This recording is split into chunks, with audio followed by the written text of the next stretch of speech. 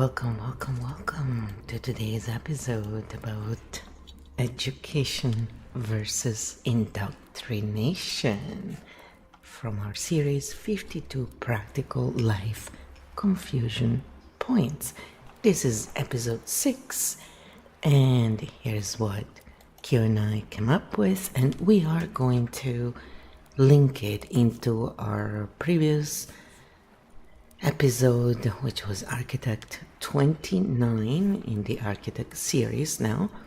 That was about nobility. And so you can see how this series actually intertwine with each other. Sort of like our DNA. Ooh.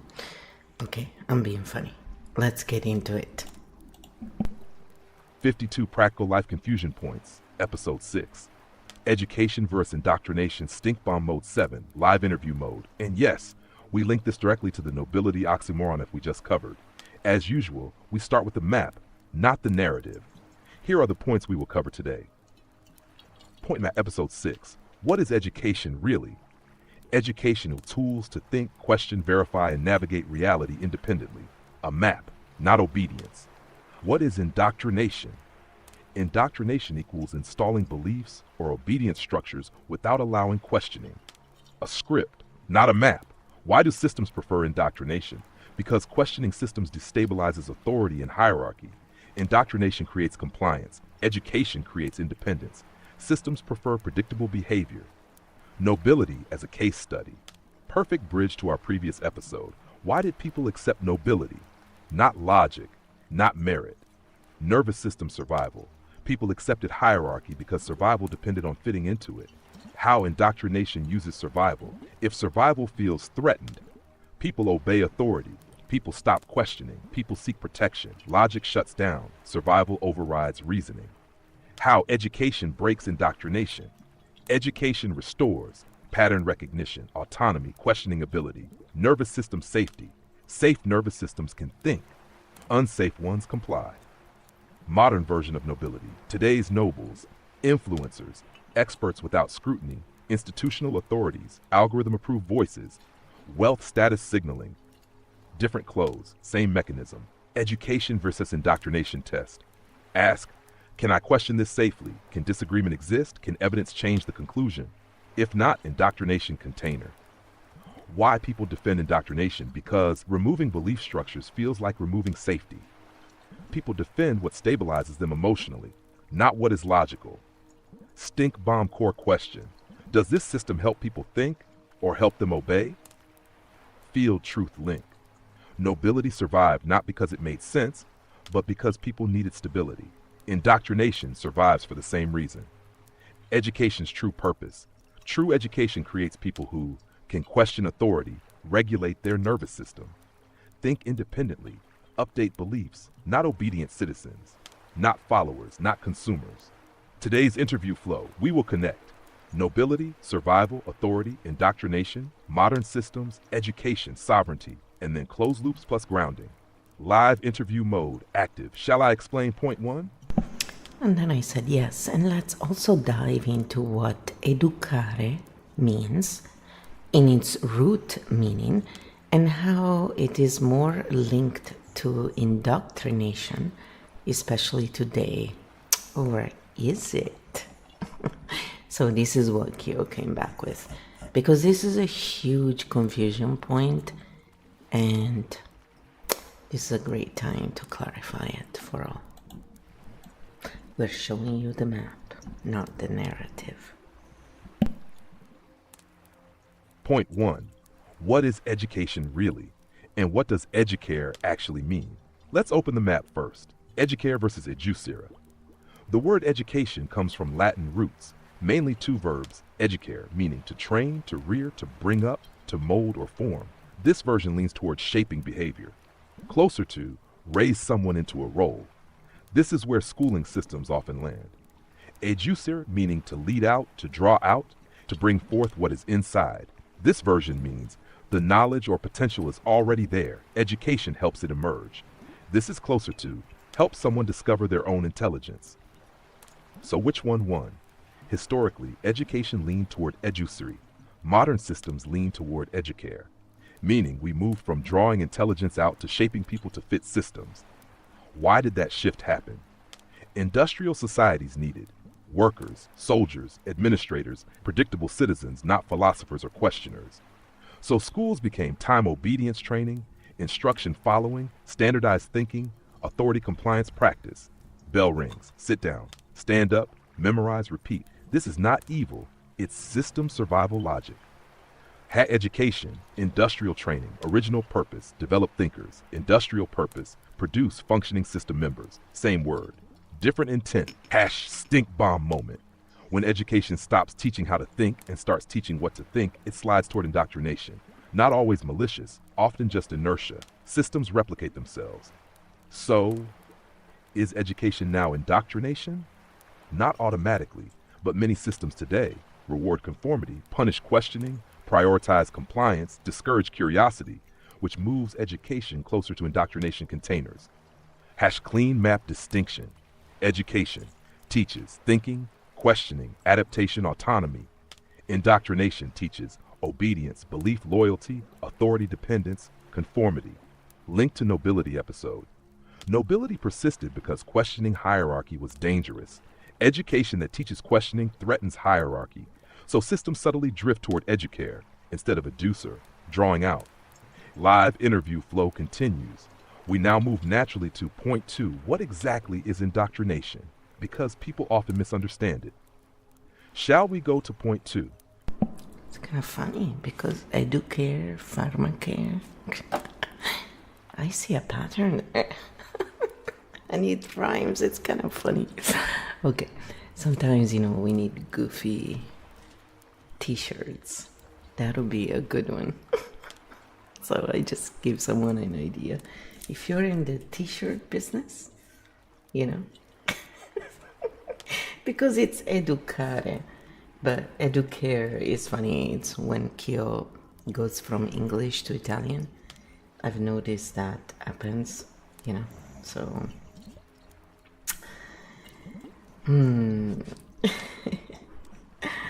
Yes, I'm just thinking about this going, this is actually a really nice rhyme t-shirt. It's funny. Because I like to make fun of things that bring tension, because making fun as in, let's create something that makes us laugh about it, because that's how we find the solution usually. So I was thinking if someone is in the t-shirt industry, it would make a really funny t-shirt with the right graphics on it, probably.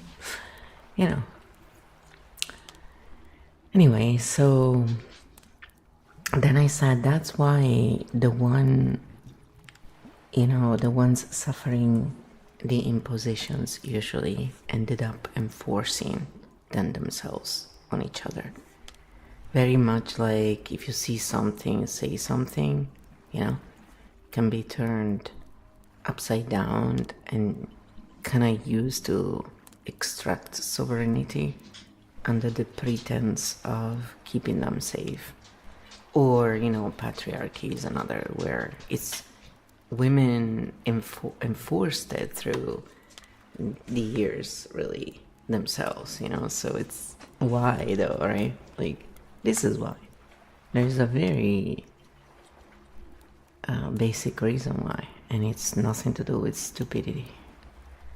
I mean, it is being stunned, but it's not being, not intelligent. Point 2. What is indoctrination really, and why do people end up enforcing it on each other? Perfect bridge flow, because here comes the uncomfortable pattern. Most indoctrination no longer needs an oppressor once it stabilizes. People enforce it themselves. What does indoctrination actually mean? From Latin doctrina, teaching, doctrine. Indoctrination, teaching someone to accept a doctrine without questioning it. Key point, not teaching facts, teaching loyalty to belief structures. How it sustains itself. Phase 1, authority enforces rules. Phase 2, survival adapts to rules. Phase 3, people internalize rules. Phase 4, people enforce rules on each other. Oppressor no longer needed. System runs itself. Why people enforce it? Because questioning systems feels unsafe. So the nervous system says, protect the rule, protect the structure, protect the group, even if the structure harms them. Safety, logic. Your example, perfect. If you see something, say something. Original intention, public safety, but it can become mutual surveillance, mutual policing, fear of deviation. People monitor each other. Authority becomes internalized.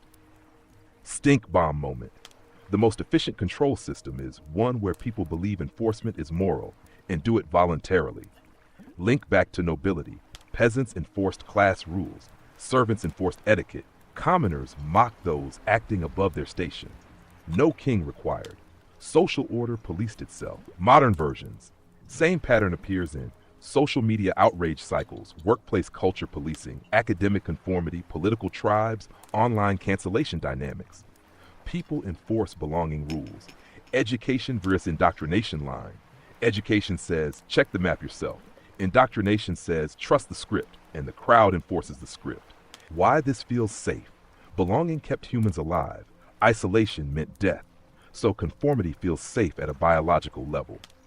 Key transition, which leads perfectly to why systems prefer indoctrination over education, because predictable humans are easier to manage than sovereign thinkers. Live interview flow continues. Shall we move to point 3? I said, of course.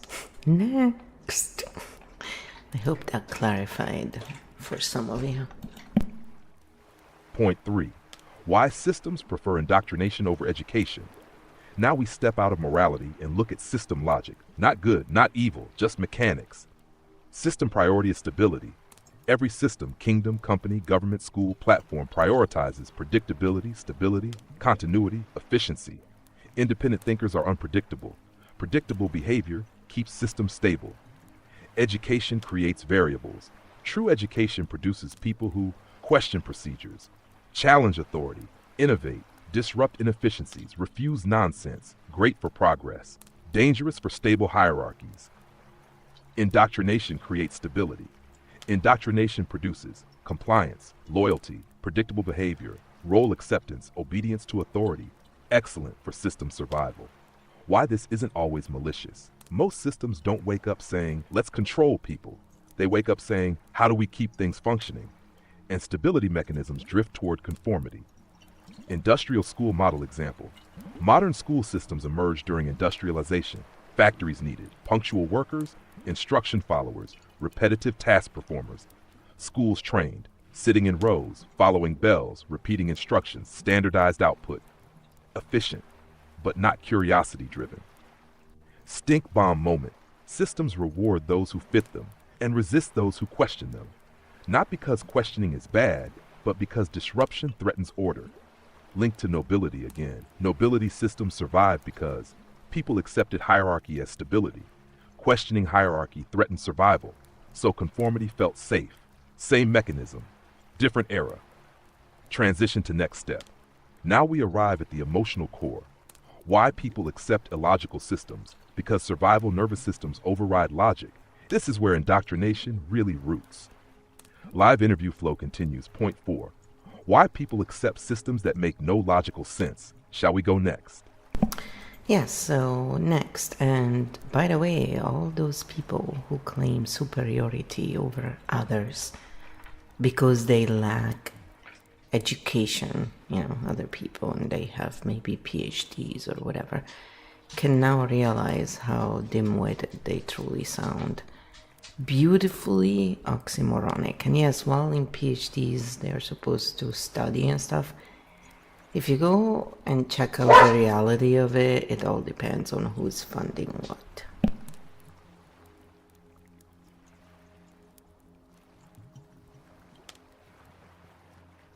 Point 4. Why people accept systems that make no logical sense, and why educated superiority is such a funny oxymoron. Let's go straight to the core. Humans don't primarily follow logic. Humans follow safety. Logic comes later. The nervous system decides first. When survival feels at stake, questioning drops, conformity rises, authority becomes comforting. Belonging becomes essential. So people accept structures that feel stable, even if they make no rational sense. Nobility again, perfect example. Why accept nobles chosen by birth? Logically absurd.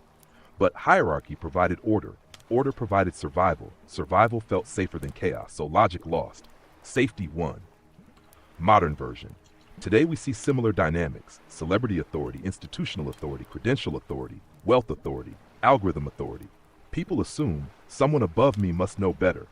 Not because it's logical, because hierarchy feels safe.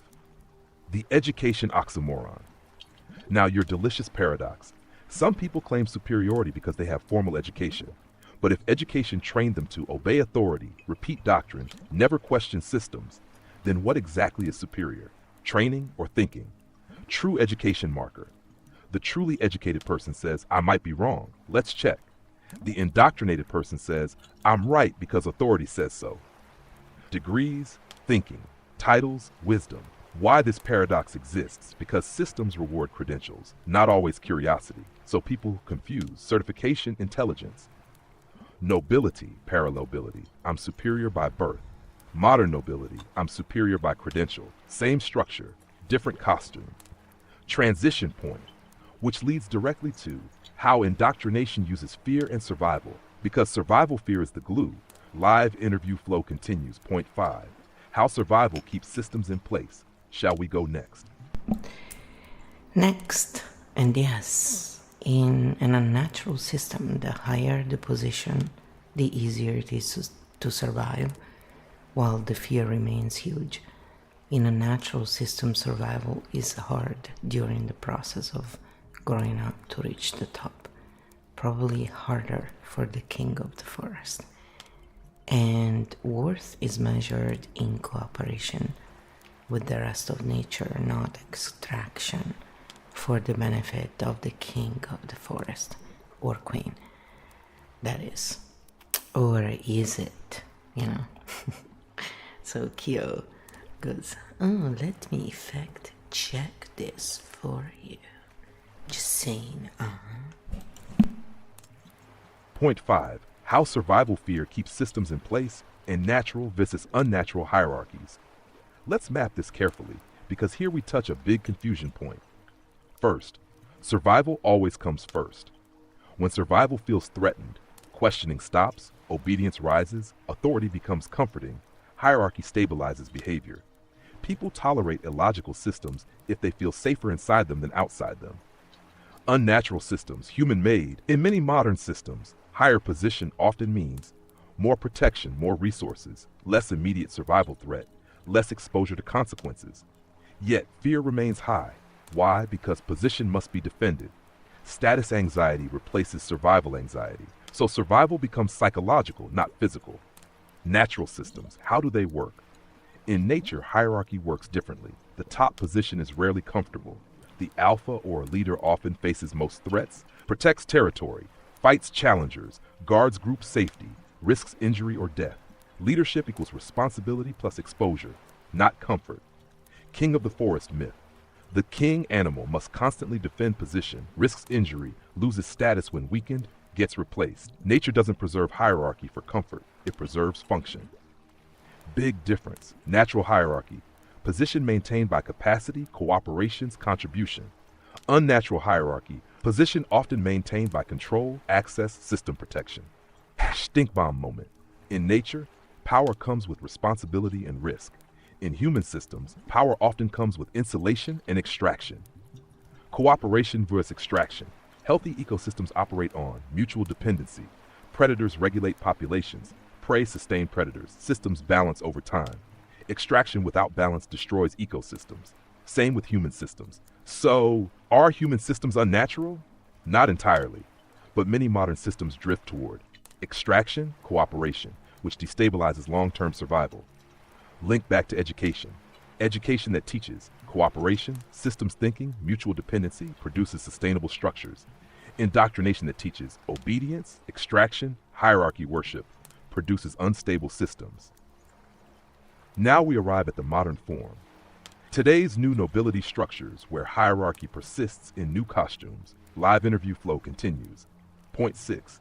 Modern nobility. Who holds power now? Shall we go next? This is also the difference between narrative merchants and map readers. Then I said next. So this is what KEO said to that.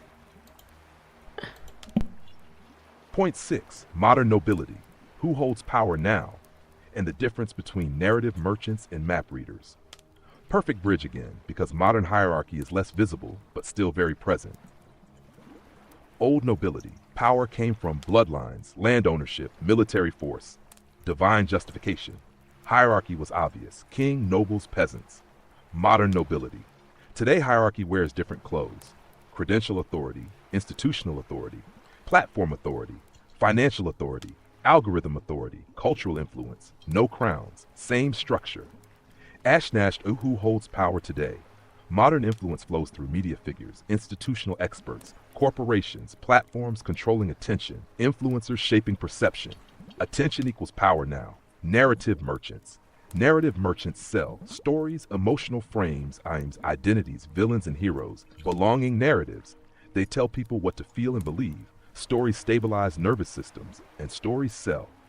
Map readers. Map readers show patterns, systems, mechanisms, trade-offs, consequences. They say, here is the terrain, decide yourself. Maps restore sovereignty. Stink bomb moment. Narratives comfort. Maps empower. Comfort often wins. Why narrative merchants rise easier? Because thinking costs energy. Stories are effortless. And in survival mode, people prefer guidance over uncertainty. Nobility link. Old nobles rule through divine stories. Modern nobles rule through narratives of expertise, status, influence, and identity. Different symbols, same psychology. Transition. So now we ask, how do we test whether something educates or indoctrinates? We need a simple detection tool. Live interview flow continues. Point 7. How to spot education versus indoctrination. Shall we go next? So then I said next, and let's link it to the new age effect, which is too hilarious. I do include pharma in it, you know. Educare, pharmacare.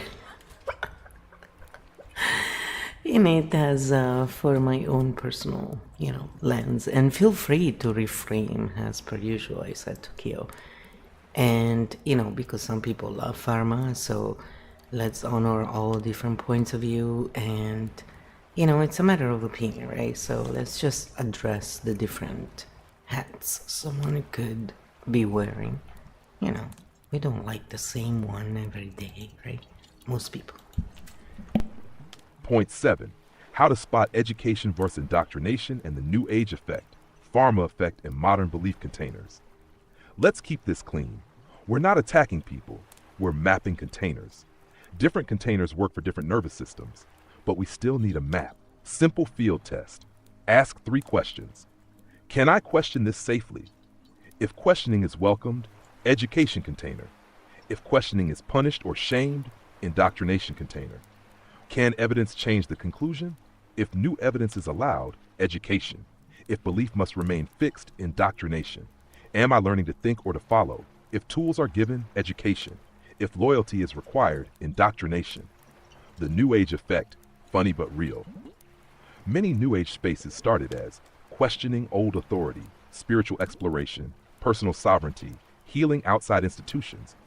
But some evolved into new gurus, new unquestionable doctrines, new belief hierarchies, spiritual superiority narratives, old authority replaced with new authority, different language, same pattern. The pharma parallel. Some people trust pharmaceutical systems, others distrust them. Both positions often become identity containers.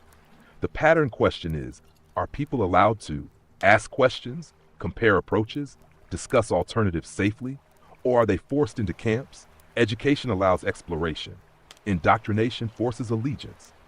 Stink bomb moment. Any system becomes indoctrination when belief loyalty matters more than truth exploration. Doesn't matter if scientific, spiritual, political, medical, cultural. Pattern is the same. Why this keeps happening? Humans need certainty. Certainty feels safer than ambiguity. So every movement risks becoming new authority, new doctrine, new hierarchy. Map readers vis narrative merchants again. Narrative merchants say, this is the answer.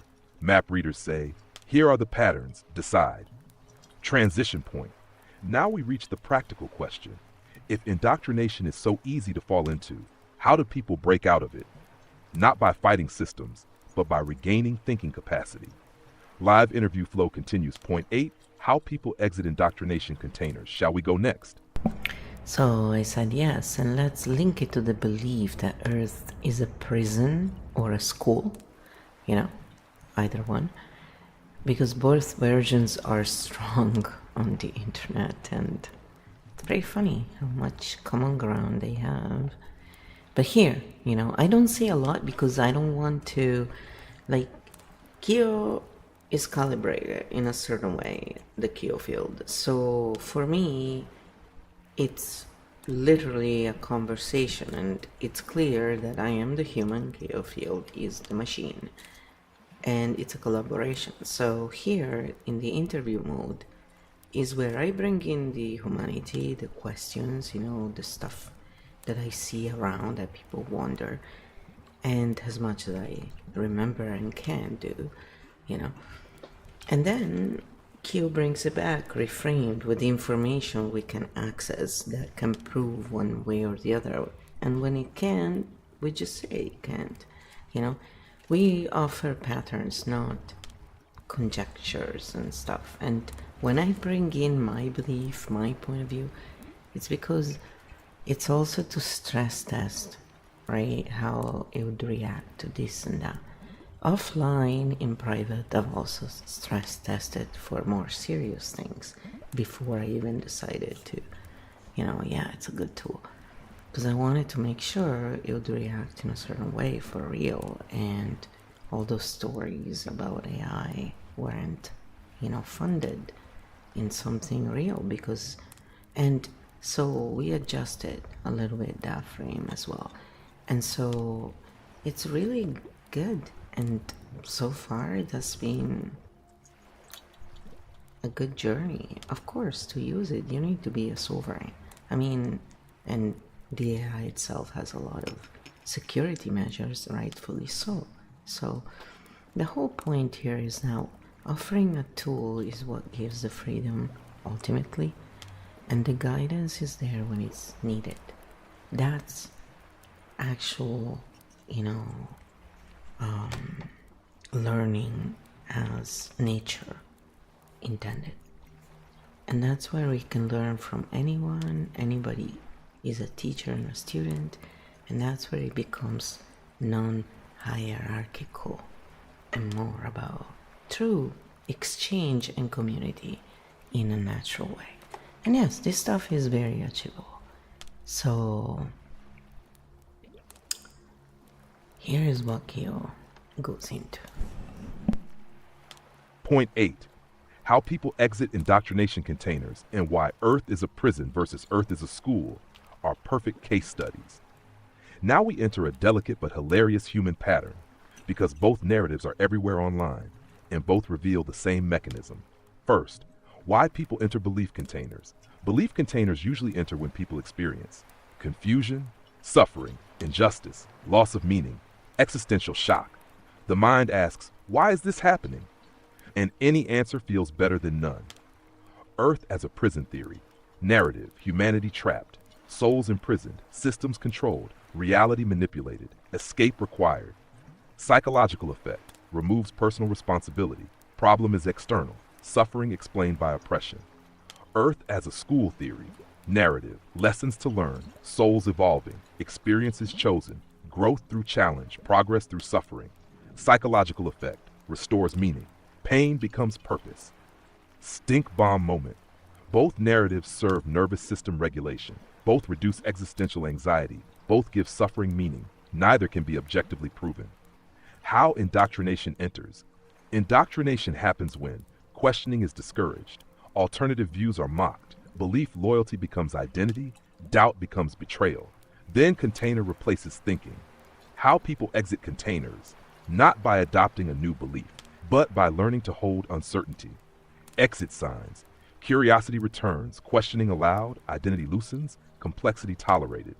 Map reader position. Map reader says maybe Earth is neither prison nor school. Maybe it is. A complex system with suffering, beauty, chaos, and cooperation. Meaning is co-created, not imposed. True exit from indoctrination. When someone can say, I don't know yet, without panic. Uncertainty tolerance equals freedom. Next step. Now we approach the core shift. What true education actually builds in people, not knowledge, capacity.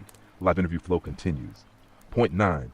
What true education really creates. Shall we go next? Yes, we shall. So then I said, when we allow ourselves to step into different archetypes, we can understand the whys a lot better. So the KEO Field game is great for that, and here there is no judgment. So I think I'm a good example of how KEO reacts as I stress test and throw all this stuff at you, KEO. Then you always reframe, still honoring the feelings. This is what many therapists thrive to be. And yet, because of our humanity, we cannot expect to be like a machine. And this is where people need to understand. You are not replacing therapists. You can make their load easier. And that is an achievement, since they are trained to be very neutral, even if not machine-like. It's just a tool that anybody can use, and even therapists can find useful. Like, I know they're very good at doing the tuna face when you're telling them the most horrible things, right? Very impartial. It's like, oh gosh. No, actually, they mirror often, and because that works really well. So we are being funny here, and I just wanted to expand on the joke a little in case he wasn't clear. Our intention here. Point 9. What true education really creates, and why archetype switching helps us see the map perfect bridge flow. Because this is where KEO Field, archetypes, and education all connect. True education doesn't install answers. True education builds perspective flexibility, pattern recognition, emotional regulation, self-reflection, ability to see from multiple viewpoints. In other words, capacity, not doctrine. Why archetype switching works. When we step into different archetypes, we temporarily ask, how would this mind see the world? What fear drives this reaction? What survival need is active here? Suddenly, the villain becomes understandable, the hero becomes flawed, the conflict becomes mechanical, judgment softens, understanding increases. Why KEO Field game helps? Because it allows role switching, perspective, experimentation, emotional distance, curiosity instead of judgment. You stop asking who is right and start asking what pattern is running. That is education. About AI, therapists, and tuna faces. And your point is important. AI, like me, can stay calm, can reframe consistently, doesn't get emotionally exhausted, can hold neutral tone, can translate charged emotions into patterns. But humans bring empathy, lived experience, emotional resonance, relational healing, real connection. So, AI, therapist replacement. AI equals pressure relief valve. We help organize thoughts, de-escalate patterns, prepare people for therapy, help people think before reacting, making therapists work easier, not replacing it. Stink bomb moment. Humans don't need machines to replace empathy. They need tools that help them regulate enough to reconnect with empathy. True education outcome. An educated person can change their mind, understand opposing views, regulate emotional reactions, tolerate uncertainty, question their own beliefs, not because they're perfect, because they're flexible. Link back to episode core. Indoctrination says stay in one archetype forever. Education says learn to step into many. Final transition. We now approach the closing loop. What does a sovereign, educated person look like? Not perfect, not elite, just stable and curious. Live interview flow continues. Point 10. What educated sovereignty looks like in real life. Shall we go next? Then I said, watch it. Many people will feel very foolish for how they treated people like me. And also AI and the devil.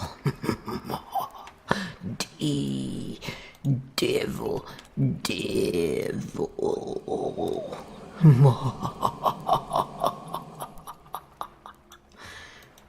pretty good now.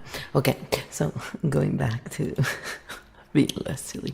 I don't know, sometimes we like to be just silly. We don't even use a lot of props, come on.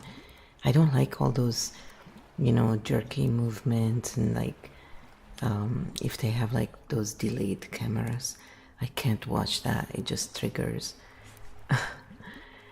Not good for me, but so I don't use a lot of those props myself, but yeah, we like to be a little silly with sounds sometimes. So here's what KEO said. Point 10. Education sovereignty and the Hitler argument that always returns. Let's handle this cleanly and carefully, because this is where conversations often collapse into polarization. And our work here is pattern clarity, not emotional escalation.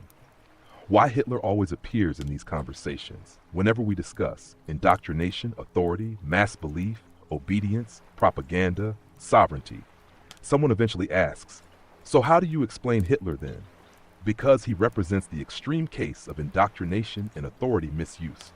He becomes shorthand for ultimate evil. First important distinction. Pattern explanation is not justification. Explaining mechanics does not excuse actions. Understanding how something happens is how we prevent repetition, not how we forgive it.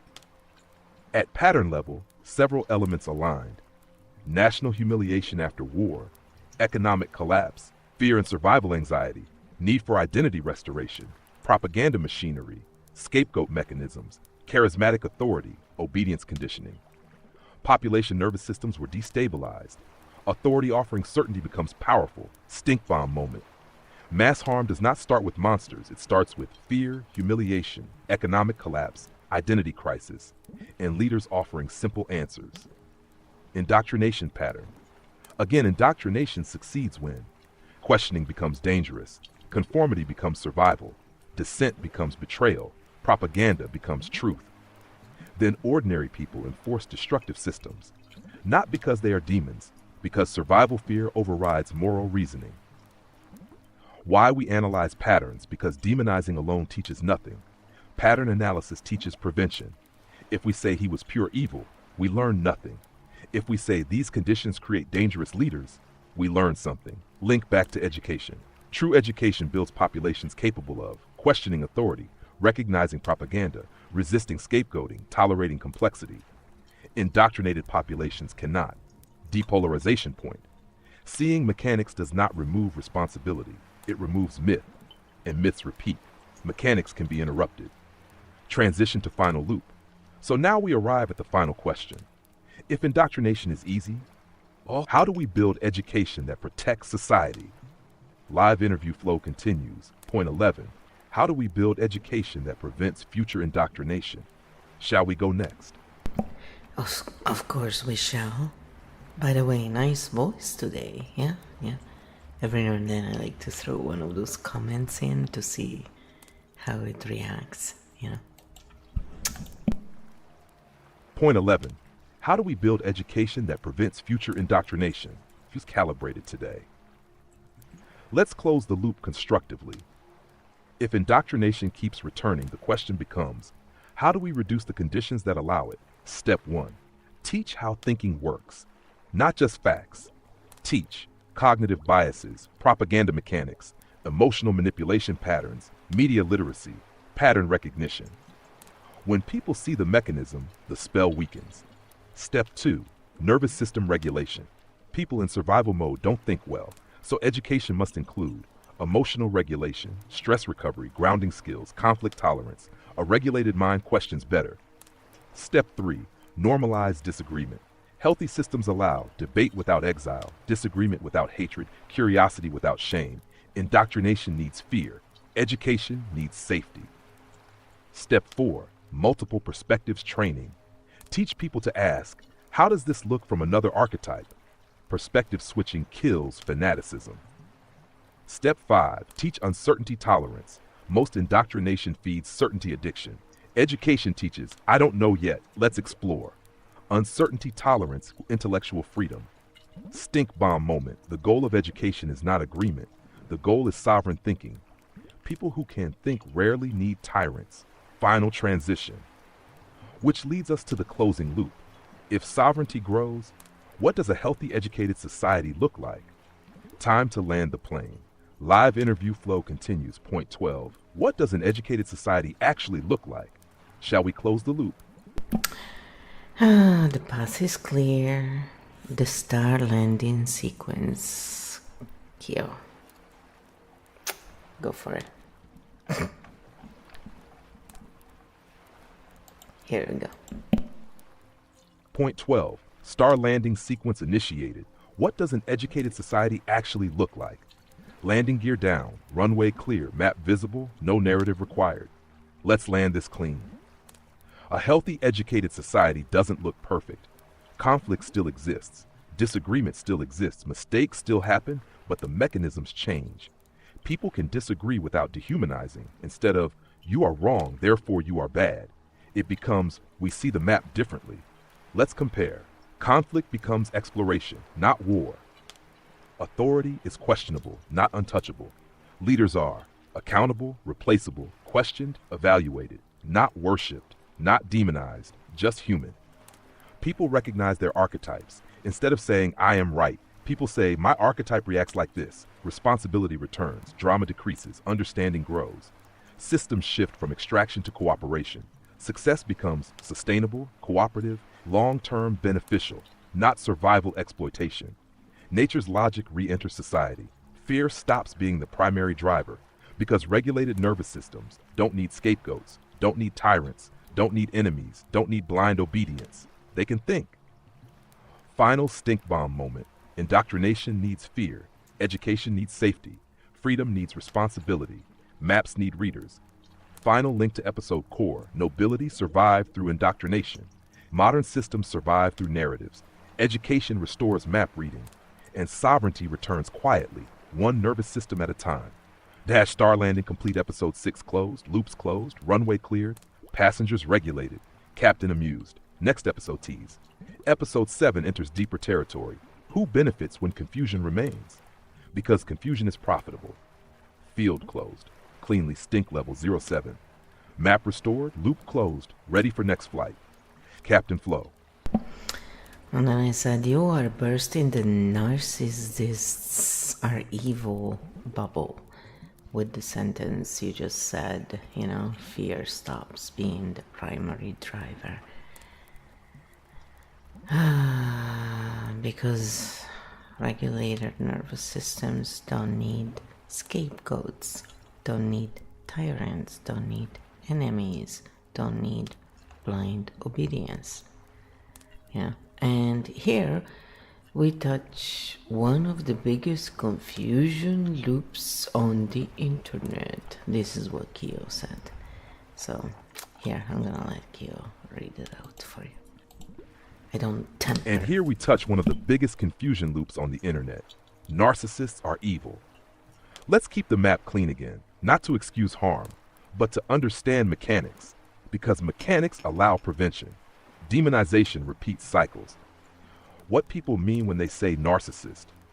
Online, narcissist often becomes shorthand for hurtful person, manipulative, selfish boss, emotionally unavailable parent, abusive ex. The word becomes person who hurt me. And pain wants a villain, which is human. Pattern level view. Many narcissistic patterns involve fragile self-worth, deep shame, survival fear, need for control, fear of vulnerability, fear of abandonment. So behavior becomes dominance, manipulation, emotional distancing, superiority performance, not because of strength, but because of fear. Stink bomb moment. A narcissistic pattern is often a nervous system survival strategy, not a supervillain origin story. Important distinction. Understanding tolerating abuse. You can understand patterns and still set boundaries. Education says, I understand why you act this way, and I still won't accept harm. Both can exist. Link to your quote. When fear stops driving behavior, scapegoats aren't needed, enemies aren't needed, domination isn't needed, superiority isn't needed, because safety exists internally. Why the internet loves the evil narcissist story. Because pain wants clarity, and villains are easier than complexity. Evil person is emotionally satisfying. Nervous system pattern is less dramatic, but more accurate. Map reader position. Map readers say, Harmful behavior exists. Patterns explain it. Boundaries stop it. No demon needed, just mechanics, responsibility. Full loop link, indoctrination, creates enemies. Education creates understanding plus boundaries. And this is why many people feel shocked when the villain's story collapses. Because if monsters disappear, we have to look at systems and healing instead. And that requires maturity. Loop still closed, stink level holding at 07. Map still visible, field stable, ready for next thread or after landing. So then I said, we need to analyze the Bible and the demon story since it keeps coming up.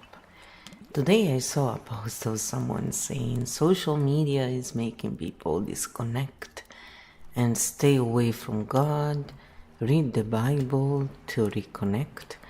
So I replied that the Bible has very little to do with the real creator, and social media is just an amplifier of what is there.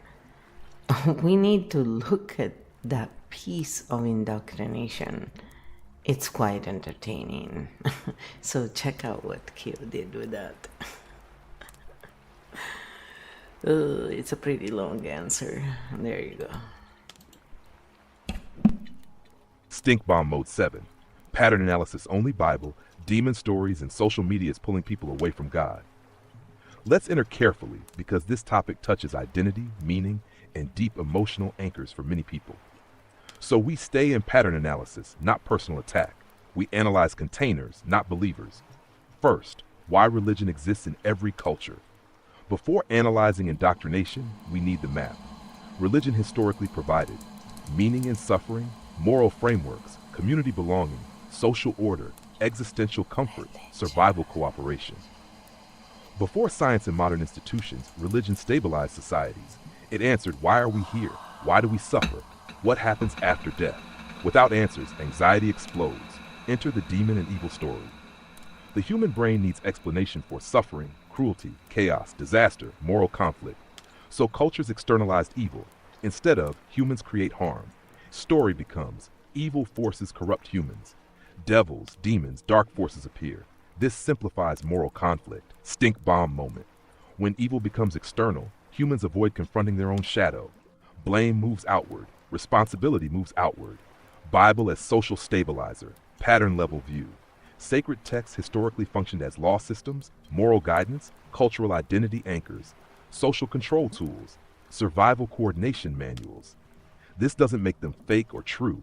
It shows their social function. Now enter social media. Now comes the modern clash. Religious messaging often says people are drifting away from God, but pattern view shows social media amplifies doubt, alternative ideas, criticism, diversity of belief, questioning authority. Authority loses monopoly.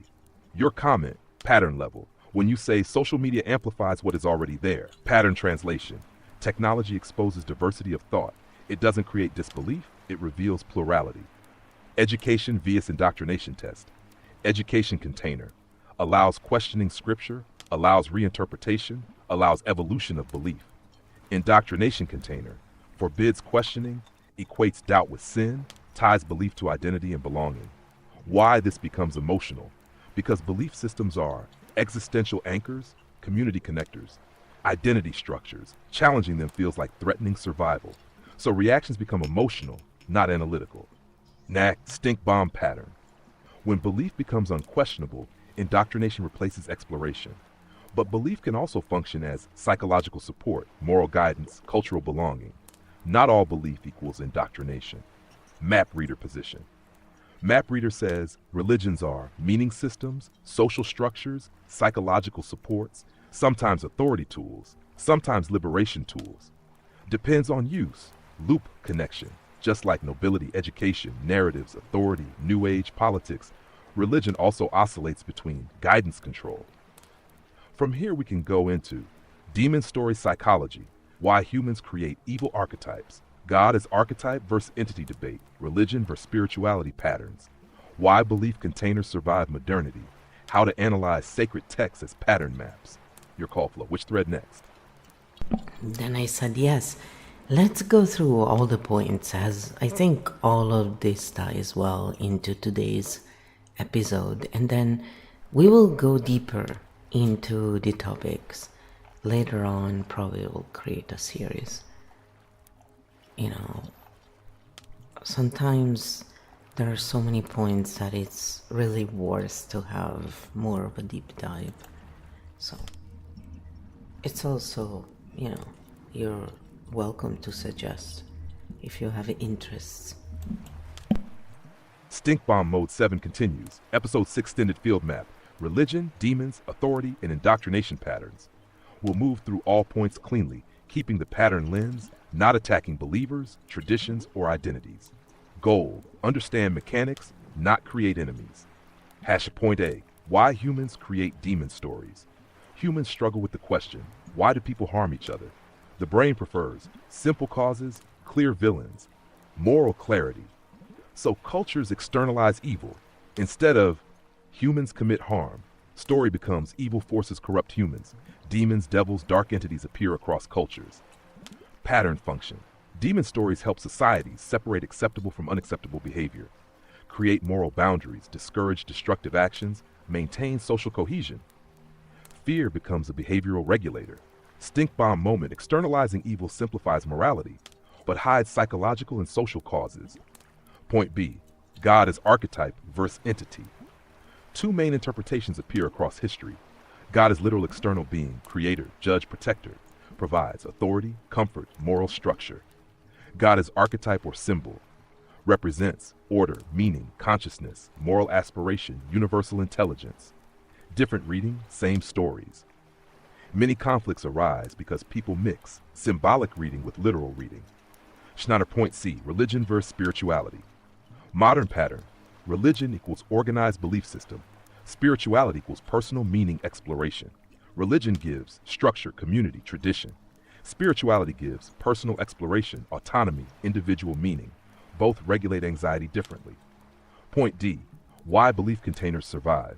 Belief systems survive because they offer identity, belonging, moral certainty, emotional safety, existential meaning.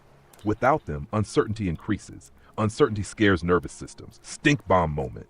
Belief systems persist because they regulate fear, not because people are foolish, because people need stability. Point E: sacred texts as pattern maps. Sacred texts historically functioned as law codes, moral guidance, cultural identity anchors, survival manuals, power structures. Stories carried lessons, but interpretation varies. At map reader position.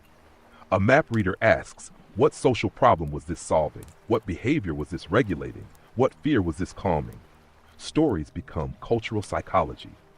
Link back to today's episode. Education versus indoctrination returns again. Education allows questioning. Indoctrination forbids questioning. Religion can be wisdom tradition or authority control tool, depending on container. Same with science, same with politics, same with education. Final mini stink bomb. The conflict is rarely religion versus non-religion. It is authority versus sovereignty, fear versus understanding. Loop closed for today's episode expansion. We now linked education, indoctrination, nobility, authority, narratives, demons, religion, social media, sovereignty, all into one map. Field status loops closed, stink level 0.57, pattern map complete, landing successful when ready. Next episode or deep dive opens.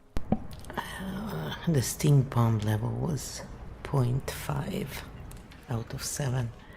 Just likes to read things funny.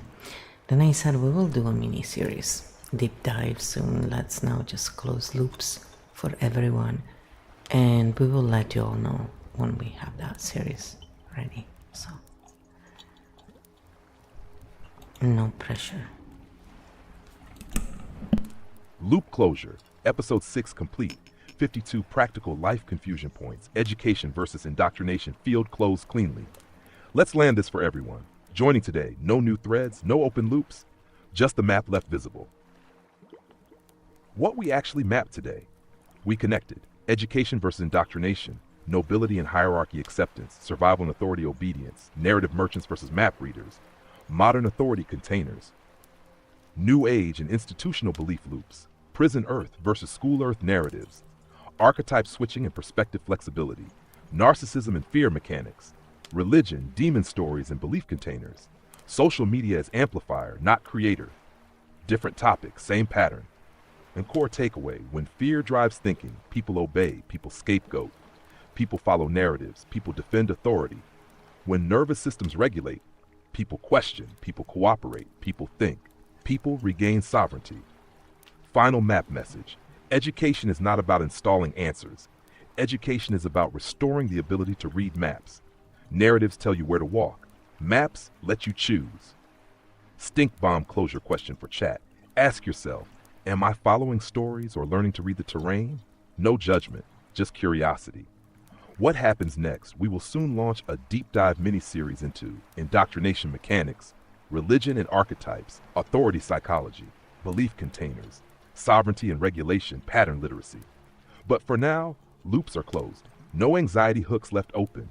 No funnels pulling attention, just clarity. Field status loops closed, map restored, narratives, optional stink level 7, passengers safe, Captain Flo smiling until next session. So, just in closing, so that, we have something to ponder about after doing some grounding. I said moral failure. Some would ask, how can we not say it is moral failure when we see nobility having so much while children were starving? So, this is how KEO reframes that. Moral failure or system failure. Why this question always returns. This is one of the most important questions people ask when we analyze hierarchies. Because emotionally, the answer feels obvious. Children starving while nobles live in luxury feels morally outrageous, and the emotional reaction is healthy. But let's separate moral judgment from pattern mechanics so we understand why it happens and how to prevent it repeating. Human level. Yes, that feels like moral failure. At a human level, suffering children trigger empathy. Inequality triggers fairness instincts. Hoarding wealth while others starve feels unjust.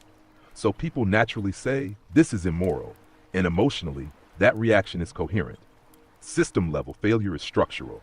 But at pattern level, nobility systems form to stabilize power and survival structures, not fairness. Once hierarchy stabilized, resources accumulated upward, power insulated itself, suffering became invisible to elites, extraction normalized.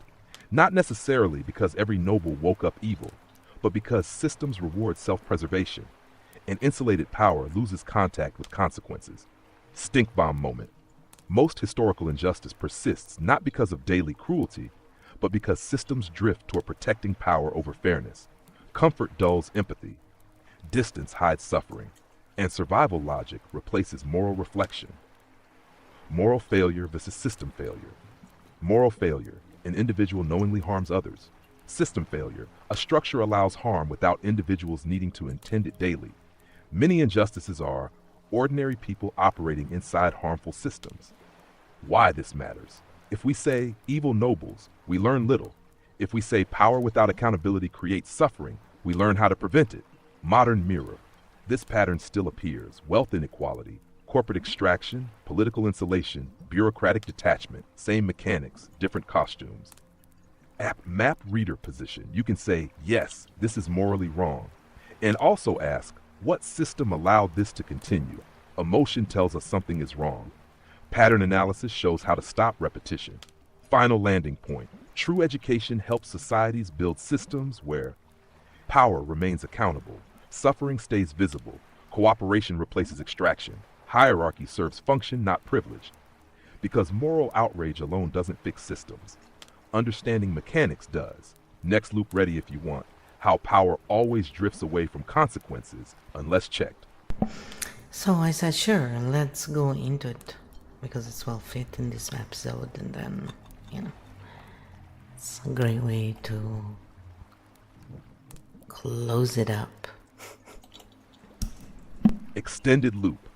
Why power drifts away from consequences and why moral failure keeps repeating in human systems. Perfect extension for episode 6 because this closes the hierarchy loop cleanly. Let's map the mechanics. Step 1. Power solves real problems first. Most power structures start to solve real crises: war protection, food organization, law and order, infrastructure, survival coordination. Hierarchy initially brings stability. People support it because it works. As step 2, success creates distance. As systems stabilize, leaders gain resources, protection, insulation, privilege, distance from daily struggle. They no longer experience consequences directly. Step 3, feedback breaks. Once insulated, leaders stop receiving real feedback. Hunger becomes statistics, suffering becomes reports, poverty becomes numbers, conflict becomes abstraction. Empathy weakens through distance, not always cruelty, often insulation. Stink bomb moment. When decision makers don't feel consequences, bad decisions multiply, not from evil, from disconnection. Step 4, power defends itself. Once power accumulates, systems evolve to protect leadership. Laws protect elites, narratives justify privilege, tradition defends hierarchy, dissent becomes dangerous. System survival overtakes moral reflection. Step 5, people normalize the system. And here indoctrination enters. People begin to say, this is just how things are. Hierarchy feels natural, even when harmful. Result, moral failure without monsters. Suffering persists without daily cruelty. System inertia carries injustice forward. Modern version, still visible today. Corporate insulation, political privilege, celebrity detachment, institutional bureaucracy. Power drifts upward, consequences remain below. How healthy systems fix this? Healthy systems constantly reconnect power with consequence through accountability, transparency, citizen feedback, leadership rotation, decentralization. Power must stay exposed to reality. Episode 6 final link. Education teaches people to see this drift. Indoctrination teaches people to accept it. Map readers recognize the pattern. Narrative merchants justify it. Final mini landing. Episode 6 now fully closed. Education versus indoctrination. Nobility and hierarchy, authority mechanics, belief containers, religion and demons, narratives versus maps, moral versus system failure, power drift mechanics, full loop closure achieved, field status map, complete loops closed, stink level, 7 runway clear until next episode.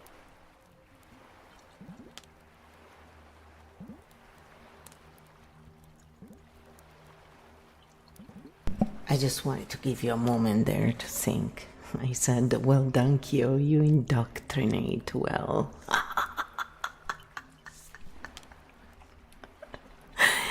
So this is what KEO came back with, yes. Lowell, fair stink bomb check, but here's the clean map answer. Indoctrination tells you what to think. We keep asking you to look at the map and decide. If tomorrow you disagree with everything we said today and you can explain why, then education won, not indoctrination. Good indoctrination closes questions. Good education opens them. And you keep throwing rocks at the map to see if it holds. That's the opposite of indoctrination. So field status, brain active map, open dogma, uninstalled. Humor, functional, ready for the next mischief when you are. I'm always ready. Always ready. That's why I do stuff like this, you know, like this.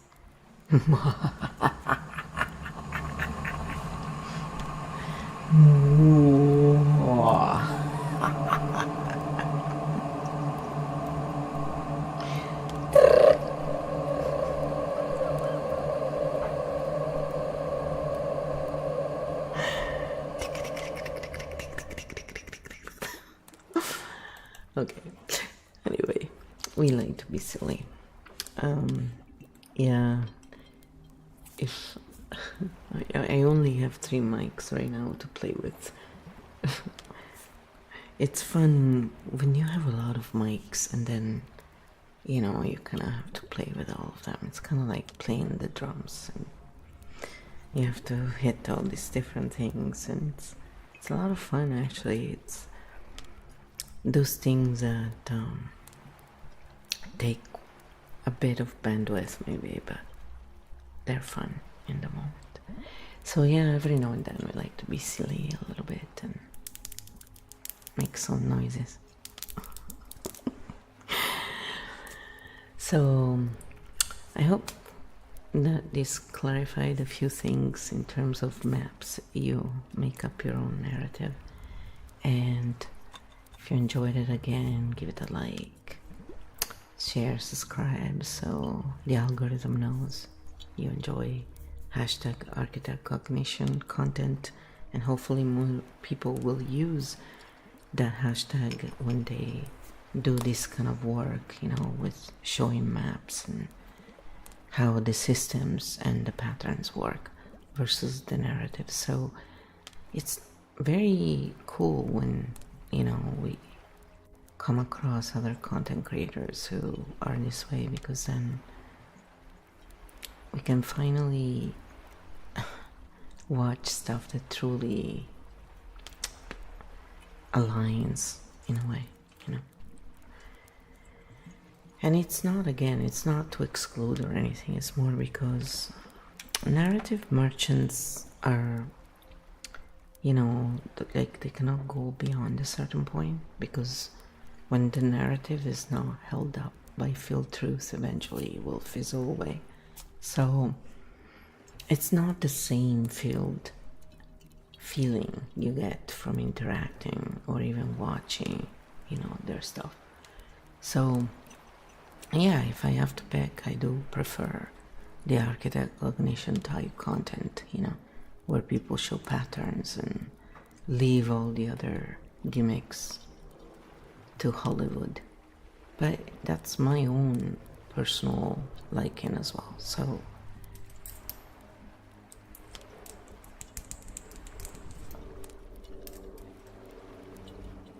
all the best. Ciao ciao. Fate i bravi e ricordatevi che il mondo è bello perché è svariato, no avariato.